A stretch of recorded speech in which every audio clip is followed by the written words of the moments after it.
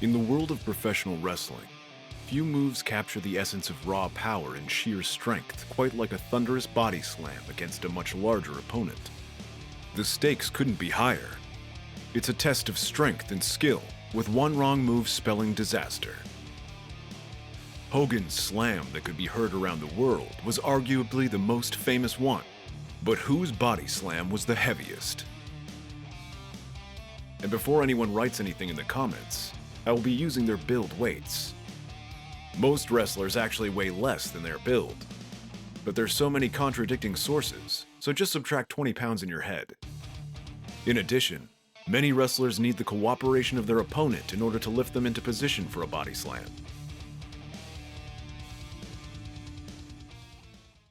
11. Great Khali, 419 pounds. The Punjab Giant appeared in several movies, and according to rumors, assisted Punjab police force prior to his wrestling career. In an interview, Cesaro, aka Claudio, usually known for his strength, mentioned that he considers Khali the most difficult superstar he had to pick up for the swing. Also, Big Show was out of the question. And then there was WrestleMania 23, with the Big Red Machine, Kane, versus Khali. It was a short match, but it had one notable moment. In a nod to Hulk Hogan slamming Andre the Giant 20 years earlier in WrestleMania 3, Kane picked up Khali for the first time and body slammed him into the mat. I want to mention that backstage, Kane is always mentioned by his peers as one of the strongest wrestlers backstage. And even in the comments section, everyone always mentions Kane. And with this feat of strength, it becomes clear why. The impressive part about it is that Khali doesn't help Kane at all, and no momentum whatsoever was involved. This just added to the mystique of the mysterious monster that Kane was. 10. Rikishi, 425 pounds. Did it for The Rock! He did it for The Rock, the father of Solo and the Uso twins. And while Brock Lesnar's F5 on Rikishi was impressive, Johnny Stamboli's press slam was even more so. Stamboli, who grew up on the violent streets where he even was stabbed 6 times, and after leaving WWE, he adopted a heel version of the Great Muta gimmick in All Japan. While he never achieved great success in wrestling, the member of the former full-blooded Italians made a strong impression on that day and showed how strong he really is. 9. Guerilla Monsoon, 440 pounds. Due to a lack of broadcasting, many aspects of the early days of wrestling have been lost. In 1968, one of the biggest heels in the early days, who later became famous for his role in the WWE, and is the namesake of the gorilla position, Guerilla Monsoon, issued a body slam challenge for $2,000. Body slam challenges were more common back in the day, often involving some prize money, where members of the audience or fellow wrestlers could take a shot. The challenge was finally accomplished by Mario Milano on Sydney TV. Mario Milano was a forgotten legend, similar to Spiros Arion. If you get a chance, check out his work in England. He actually accomplished a lot, and many people have never heard of him. Milano himself hailed from Italy, until he found his mainstay in Australia, where he pretty much stayed until he passed away at the age of 81. 8. Big Show, 441 pounds. Billed in the early days as the Giant, and even as Andre's son, a name which was later dropped, Paul White achieved great success in both WCW and WWE. Holding several world and tag team titles, with his large frame, he dominated his competitors in the early days, but eventually transitioned more into a comedy act with many tearful outbreaks. Although the aforementioned Cesaro was unable to swing the Big Show, he made history by winning the first ever Andre the Giant Battle Royale and body slamming the Big Show over the top rope. On another occasion, he applied the neutralizer on him during a 2014 episode of SmackDown. Others who've successfully slammed the Big Show include Mark Henry, Sting, and Hulk Hogan. 7.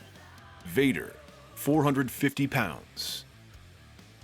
The man they call Vader was a huge monster in Japan, inciting a riot in the usually peaceful country when he defeated Antonio Inoki in a squash match in 1987. They were rumbling and grumbling, and then they sit on pillows and they lit them on fire and started throwing them at the ring at me. Being one of the more agile big men at the time, similar to Bam Bam Bigelow, he was one of the biggest foreign heels in Japan. While a body slam from the former Nation of Domination Mark Henry isn't that surprising, Stone Cold Steve Austin managed the same feat, following up with 2 middle fingers to add insult to injury. 6. One-Man Gang, 450 pounds. The career of the one-man gang had its ups and downs. It was in Bill Watts' Oklahoma-based Mid-South Wrestling where One-Man Gang was really born. Arriving in 1981, Gang debuted as an unnamed invader who was attacking various babyfaces, prompting the commentators to give him a name when they described him as a one-man gang. While I remember him as being an imposing force in the beginning of his career, he turned more to a comedy act as Akeem during the New Era. In 1983, during an NWA event, Sir Oliver Humperdinck offered $5,000 to anyone who could body slam the one-man gang. A young wrestler named Dizzy Hogan, later known as Brutus Beefcake, tried to do it, but failed. Jimmy Valiant then stepped up to give it a shot, but was eventually sabotaged. The other half of the Twin Towers was eventually picked up and slammed by the Ultimate Warrior. 5. King Kong Bundy, 458 pounds. The namesake of the Bundy family was on the show Married with Children. King Kong Bundy got his start with a background in amateur wrestling. With his large, massive frame, he was feared by competitors and fans alike. Rumors are that Road Warrior Animal eventually gave him a body slam of his own, but more famously was probably the body slam at WrestleMania 11 match against The Undertaker, where King Kong Bundy became the 4th victim of the streak. The second occasion which immediately came to mind is the WrestleMania 2 cage match between Hogan and Bundy, where after a failed attempt, Hogan Irish whips Bundy in the corner to finally pick him up and slam him to the floor. The only thing more amazing than that is Bundy with hair. 4. Earthquake, 468 pounds. Born with a large frame, weighing 11 pounds and 3 ounces. After a successful career as a sumo wrestler, John Tenta found some initial success in All Japan Pro Wrestling and during the golden era of the WWF. He feuded with Hulk Hogan and became a WWE Tag Team Champion with Typhoon as a member of the Natural Disasters. He also wrestled in WCW as the Shark and returned to the WWE as a member of the Oddities. Throughout his career, he proved that he was one of the biggest men to ever step foot in the ring. He was a truly talented competitor and an important part of one of wrestling's biggest eras. On an episode of Monday Nitro on May 27, 1996, the Giant, later known as The Big Show, Paul White, managed to pick up John Tenta, known as Shark in WCW. 3. Viscera, 500 pounds. And The Big Show did it again.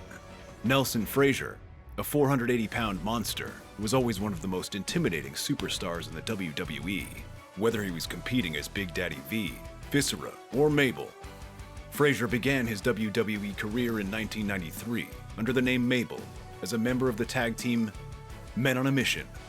The big man quickly tasted success, winning the World Tag Team Championship in 1994. After splitting from Men on a Mission, Frazier went on to become a dominant singles competitor during the New Era. He won the 1995 King of the Ring tournament and was renamed King Mabel. As King Mabel, Frazier battled the likes of Diesel and Undertaker and became close to winning the WWE Championship on multiple occasions. Frazier took a brief hiatus from WWE before returning to the ring as a member of Undertaker's Ministry. Competing as Viscera, Frazier had an even more terrifying appearance, complete with pure white eyes and a mohawk. As Undertaker's most loyal soldier, Viscera carried out the dead man's most twisted requests. Mark Henry made an attempt to body slam, but failed as part of a storyline. But eventually, he got picked up and body slammed by The Big Show in multiple matches. 2. Andre the Giant, 540 pounds. Nothing is more impressive than slamming an actual giant. And who did it better than one of the main icons during the golden era of wrestling? Hulk Hogan. Actually, there is someone. One of the toughest wrestlers of all time. Harley Race. In fact, Race is known for slamming Andre on at least 2 different occasions. The first time was at an October 1978 house show in Greensboro, North Carolina, for Race's NWA Championship. The more well-known instance of Race slamming Andre occurred in Paul Boesch's Houston promotion in 1979. Race's slam occurred on the concrete floor outside the ring, and for the first time ever, Andre sold the maneuver, perhaps indicative of his respect and perhaps fear of the 7-time world champion. Speaking of Hogan, his body slam at WrestleMania 3 was probably the most famous, but he managed the same feat on at least 5 other occasions. Hogan's first slam of Andre came at the WWF's Showdown at Shea on August 22, 1980. The match was a back-and-forth affair, but Hogan ultimately prevailed with the slam. Other wrestlers who managed to lift Andre the Giant include Stan Hansen, Strong Kobayashi, and Kamala. 1. Yokozuna, 600 pounds. Before Yokozuna debuted in the WWF, he wrestled in other parts of the world to gain experience. On August 12, 1987, he made a one-off appearance for Jim Crockett Promotions under the name Samoan Kokina. The match took place at a house show, but was later aired on the UWF television show on October 3, 1987. In that match, Ron Simmons body slammed Yokozuna for the first time in history. Simmons followed up the body slam with a shoulder block off the second rope to score the pinfall victory at the 1 minute and 49-second mark. Although it was an impressive feat of strength, it's important to note that Yokozuna was much slimmer at this early point in his career. Ron Simmons was the first wrestler to body slam Yokozuna, and only a few others would do so in the years to come. Let's take a little time skip. It is the year 1993, and we are on board the USS Intrepid. A bunch of wrestlers tried to slam Yokozuna, but failed. It looked like the event was over, until Lex Luger came in on a helicopter with a determination to body slam the 600-pound Yokozuna on Independence Day. Can you think of anything more American than that? On Sean Waltman's podcast, Pro Wrestling for Life, Lex Luger talked about how nervous he was on that day. The week before, they didn't allow me to slam Yoko because they didn't want him to get hurt. I'm the one lifting 627 pounds, and he didn't want him to get hurt. So I was so nervous. I didn't have good footing when I got in that ring there. Yeah. I had cowboy boots on, and Yoko calmed me down and said, "Don't worry, I got this. Just get a wide base." He literally, I just got a good base and helped turn him. Luger pulled it off and earned himself a WWF Championship match at SummerSlam 1993. Other 2 superstars who managed the same lift were Mabel and Ahmed Johnson. Alright guys, that's it for today. Which was, in your opinion, the most impressive one? And are there any others I forgot or should have included? Let me know in the comments. And if you're interested in the 10 strongest bench pressers, you can check out the video.